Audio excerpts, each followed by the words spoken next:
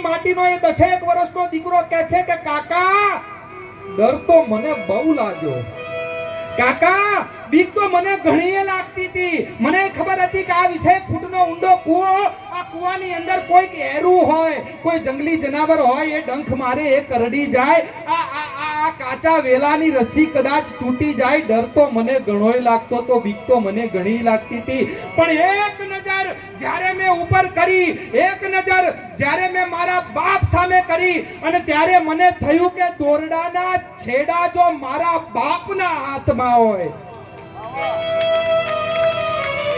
તો પછી જગતની તાકાત નથી કે મારું રૂવાટું ખાંડું કરી શકે.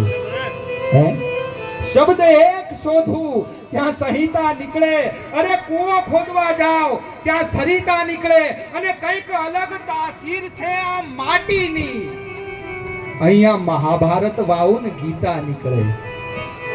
આ દેશની તાસીર કઈક જુદી છે સાહેબ. અને ડોક્ટર બી.આર. આંબેડકર એમ કે છે કે I am a first Indian and I am a last Indian. એટલે મારે કહેવું છે સાહેબ, હું આ દેશની માટીનો દીવાનો છું.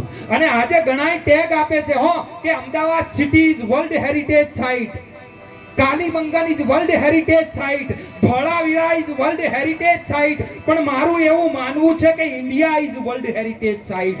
આ જે દેશ છે ને એ વિશ્વની વસાહત છે, આ દેશ વિશ્વની ધરોહર છે. અરે જ્યારે દુનિયાના લોકોની પાસે પોતાનો કક્કો નહોતો, પોતાની બારાખડી નહોતી ને, ત્યારે આ દેશ ઉપનિષદ આપતો હતો, ત્યારે આ દેશ શાસ્ત્ર ઉપર શાસ્ત્ર આપતો હતો. આ એ દેશ છે.